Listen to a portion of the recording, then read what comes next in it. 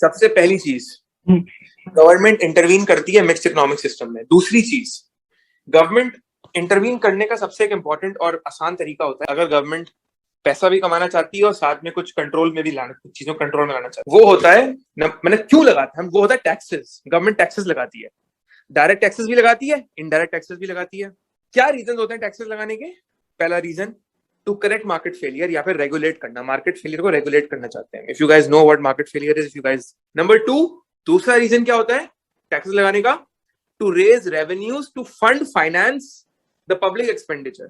We want to finance the public spending and we also want to finance transfer payments or welfare payments. अब public expenditure दो तरह के होते हैं, एक होता है current expenditure, एक होता है capital expenditure.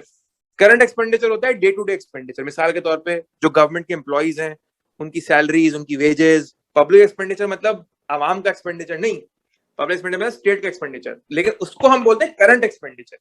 तो current expenditure वो होता है जिसका impact, जिसका कोई लॉन्ग टर्म इंपैक्ट इकोनॉमी की इंप्रूवमेंट में नहीं आ रहा है। ये फटाफट के रोज के खर्चे हैं, ये हमारे खर्चे हैं।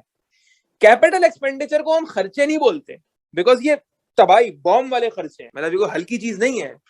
तो कैपिटल एक्सपेंडिचर पे जो खर्चा हो रहा है, इकोनॉमी को देखो ना कितना फायदा हो रहा है। Number 1, what is capital expenses? Counting वाले नहीं, you spending money on infrastructure, you spending on education, you spending on health care, you spending on technology, is spending to improve the quality of labor, is spending to improve the efficiency of labor. ये सब क्या है? ये capital expenditures हैं। ये वो expenditures है जो गवर्नमेंट करती है इकोनॉमी के ऊपर, इकोनॉमी की इंप्रूवमेंट के लिए। तीसरा रीजन क्या होता है टैक्सेस लगाने का?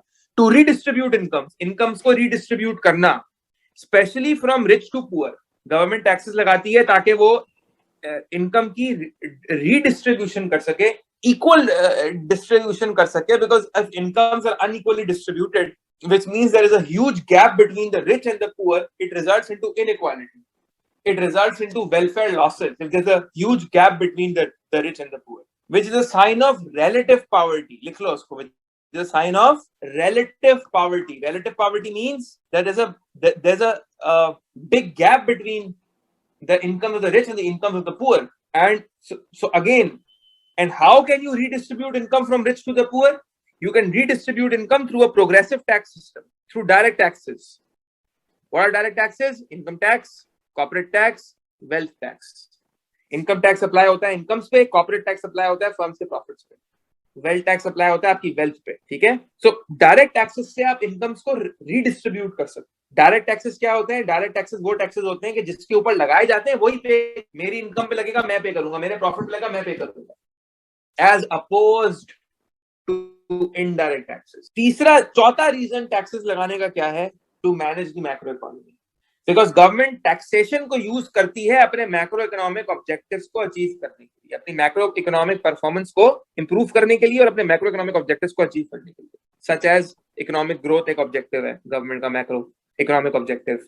लो एंड स्टेबल इन्फ्लेशन एक ऑब्जेक्टिव है, लेस अनएम्प्लॉयमेंट एक ऑब्जेक्टिव है, स्टेबल बीओपी का ऑब्जेक्टिव है। इन ऑब्जेक्टिव्स को अचीव करने के लिए गवर्नमेंट टैक्सेस का सहारा लेती है, बोथ डायरेक्ट एंड इनडायरेक्ट। तो ये रीजंस होते हैं गवर्नमेंट के टैक्सेस लगाने के, ठीक है? ये बात आप समझ लें कि जो इनडायरेक्ट टैक्सेस होते हैं ना, इनडायरेक्ट टैक्सेस क्या होते हैं? Indirect taxes are basically known as taxes. ये वो टैक्सेस होते हैं जो फर्म्स पे लगते हैं, या आप कह लो टैक्सेस ऑन द प्रोडक्ट पे लगता है, such as value added tax, such as general sales tax.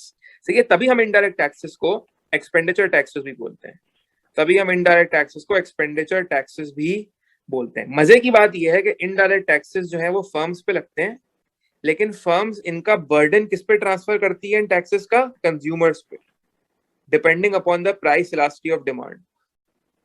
तभी हम इनडायरेक्ट इसलिए बोलते हैं बिकॉज जब फर्म्स बर्डन कंज्यूमर पे ट्रांसफर करते हैं तो कंज्यूमर ही पे कर रहे होते हैं ना, आधा टैक्स तो कंज्यूमर पे कर रहा है प्राइस कीमत की शक्ल में।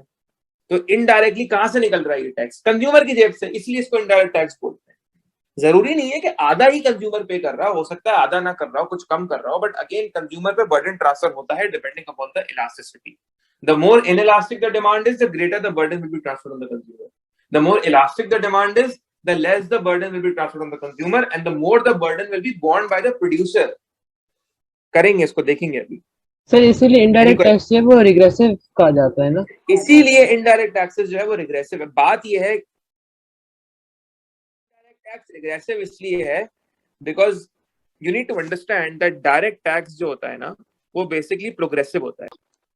प्रोग्रेसिव का मतलब होता है कि अगर आपका लेट्स सपोज आपकी वेल्थ ज्यादा है तो आपने ज्यादा टैक्स पे करना है। आपकी इनकम ज्यादा है, वेल्थ टैक्स ज्यादा पे करोगे ना, वेल्थ टैक्स। इनकम ज्यादा है तो इनकम टैक्स ज्यादा पे करोगे। प्रॉफिट ज्यादा है आपका तो कॉर्पोरेट टैक्स ज्यादा पे करोगे। तो प्रोग्रेसिव इसलिए कि आपकी वेल्थ, इनकम और प्रॉफिट के हिसाब से डायरेक्ट टैक्सेस भी बढ़ रहे हैं। यानी the more wealth you have, the more the tax you are supposed to pay to the government. The more the incomes that you have, the more the tax you're supposed to pay to the government. So that is why they are progressive. And the more progressive the taxes are, the more equal the distribution is. Why? Because the poor people in the low income groups, the poor people will pay taxes according to their ability to pay the tax, according to how much they earn. And this is pretty fair. However, on the other hand, indirect taxes does not bifurcate between rich and the poor. The rich and the poor will end up paying the same amount of indirect tax. And that is why if the rich and the poor are paying the same tax, then that is why we say that it is regressive, because the burden of tax falls more on the poor now. मिसाल के तौर पे एक छोटी सी मिसाल ले लेते हैं। एक अमीर आदमी है, गरीब आदमी है। वो एक इधर जाते हैं, क्या नाम है, रेस्टोरेंट जाते हैं और एक चिकन टिक्का खाते हैं। ठीक है, बेचारा गरीब आदमी जो है वो महीनों के बाद जाके चिकन टिक्का खा रहे हैं, अमीर आदमी जो रोज खाता है। दोनों चिकन टिक्का मंगाते हैं, एक ही चिकन टिक्का मंगाते हैं, 250 रुपए का, लेट्स सपोज लेग पीस। अब जो 13% बल्कि सेल्स टैक्स है, 13%, 250 का 13% वो देते हैं, ओके, लगभग लेट्स सपोज 30-40 रुपए बनता है। 40 रुपए का सेल्स टैक्स अमीर आदमी भी दे रहा है, गरीब भी दे रहा है। तो गरीब की तो बच गई, वो तो 40 रुपए का सेल्स टैक्स देख के उसकी हालत टाइट हो गई। अमीर आदमी होगा भाई 40 क्या, 40 रुपए से ज्यादा तो मैं टिप देता हूँ वेटर को। तो इधर एक इनइक्वालिटी क्रिएट हो गई ना यार। तभी तो हम कह रहे हैं कि दे आर रिग्रेसिव। समझ आ रही है बात या नहीं आ रही? खामोशी क्यों बची? नहीं आ रही समझ में क्या? आ रही है सर। आ रही है ना?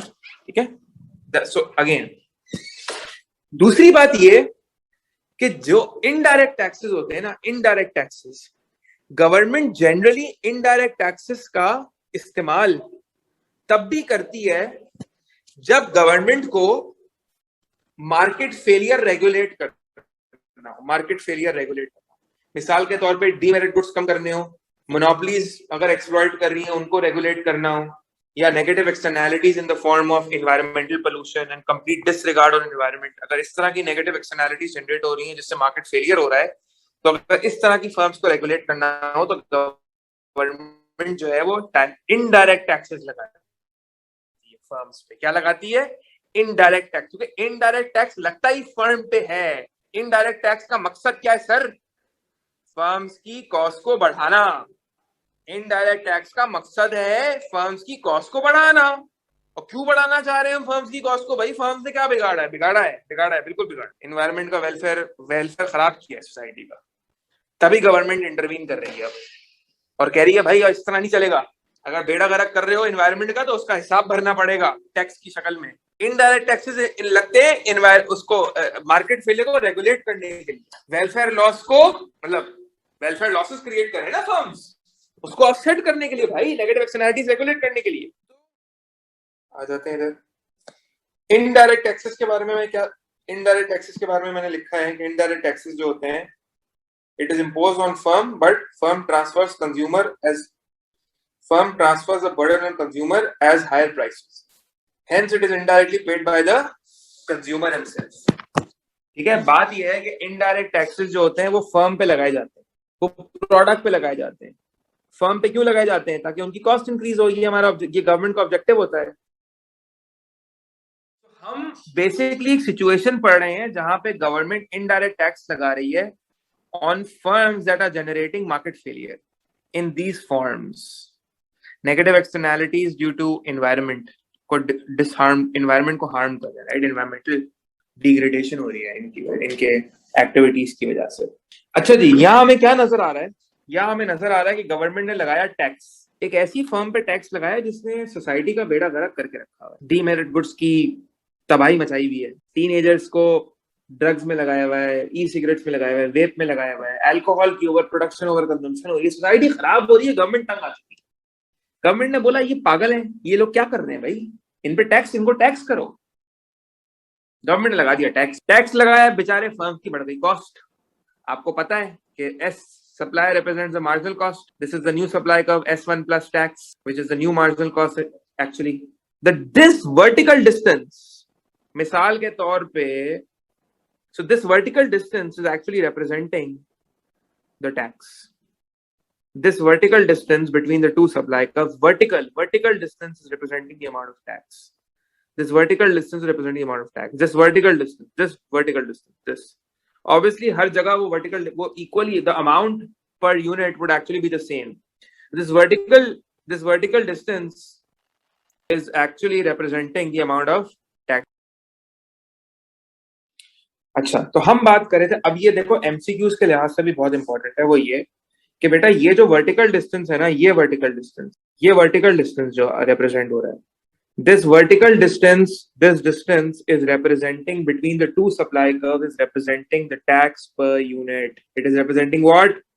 The vertical distance between the two supply curves, that is AB. Let's call this AB. AB, the vertical distance between the two supply. Achha, so is it only AB that is representing the vertical? No, it can also be, let's say CD is the same amount of tax. ठीक है? So the concept what I'm trying to say over is कि ये मत समझना कि वो sir ने तो कहा था कि ये वाला distance per unit tax होता है, MCQ में तो ये वाला distance वो सेम ही है, अभी जैसे मैंने बताया, it will be the same. The vertical distance between the two supply curves represents the tax per unit. So what is the value of the tax per unit? Can anyone tell the value of tax per unit? A पे corresponding value आ रही है 130, B पे corresponding आ रही है 80. So 130 minus 80 is 50. 50 is the tax per unit. That is 50 is the tax per unit. Now this 50 tax per unit is actually imposed on the firm on the production of each unit. Her unit पे हर additional unit पे 50 rupees या dollars, whatever the currency is, 50 का dollars का tax देना पड़ेगा. सही है? Which actually means it is not, firms की marginal cost बढ़ गई. simple इसका मतलब क्या है? इसका मतलब है the marginal cost of the firm increases by how much? Increases by $50 or rupees, whatever. Total tax revenue. What is the total tax revenue? बेटा कितने यूनिट सेल हो रहे हैं मार्केट में? 80 यूनिट. और हर यूनिट पे कितना टैक्स देना है, मतलब हर यूनिट पे कितना टैक्स दिया जा रहा है गवर्नमेंट को? 50 का. तो टोटल टैक्स कितना हो गया? 80 टाइम्स 50. और मैथमेटिकली भी अगर तुम देखो, this distance is representing a value of 50.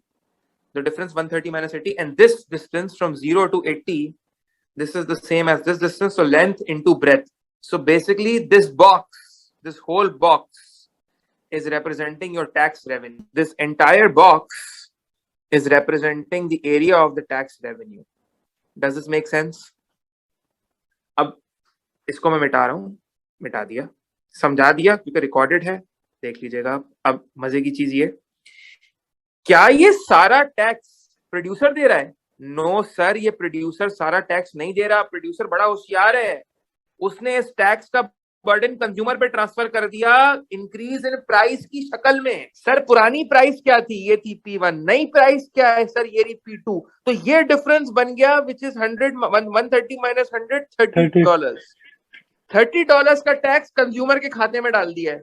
अगर ये $30 है, if this is 30 and this is 80, so 30 times 80 is what? 2400.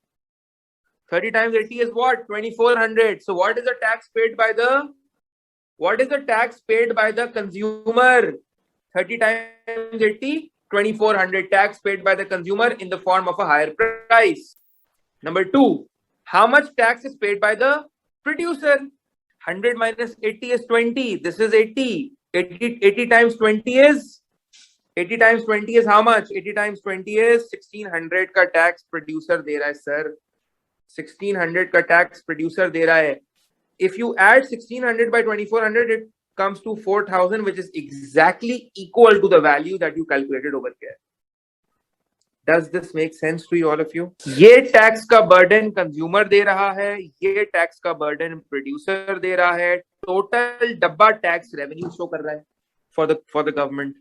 उसमें से कंज्यूमर के खाते में कितना है, प्रोड्यूसर का. अच्छा, इधर हम ये डिस्कस नहीं कर रहे. देखो, डायग्राम इनडायरेक्ट टैक्सेस के 3 डायग्राम बनेंगे बेसिकली. पहले डायग्राम में हम ये डिस्कस नहीं कर रहे कि कंज्यूमर ज्यादा दे रहा है, प्रोड्यूसर ज्यादा दे रहा है. अभी हम ये डिस्कस नहीं कर रहे. अभी हमने कहा कि बस हमने डायग्राम बना दी और हमने एग्जामिनर को दिखाने की कोशिश की, भाई देख ले, ये डिफरेंस इन प्राइस है ना, ये कंज्यूमर के खाते में, रिमाइंडर प्रोड्यूसर के खाते में. बस. तीसरी चीज, टैक्स लगाने का फायदा क्या हुआ. पहले डीमेरिट गुड्स कितने प्रोड्यूस हो रहे थे? 100 हो रहे थे ना ट्रेड. अब कितने हो रहे हैं? 80. इसका मतलब ये हुआ कि हम ये अज्यूम कर रहे हैं कि ये 80 सोशली ऑप्टिमम लेवल है सर. हम ये अज्यूम कर रहे हैं कि we have now achieve the socially optimum level, and we are assuming that indirect tax was actually a success because 100 units were being traded, now 80 are being traded because of indirect tax, which is a success. That is what the government wanted, to bring the consumption of demerit goods to the socially optimum. That is what happened. Diagram 1 में तुमने बोलना है हाँ भाई बहुत फायदा है tax लगाने का, सोशली ऑप्टिमम पे आ गए हम. ठीक है जी.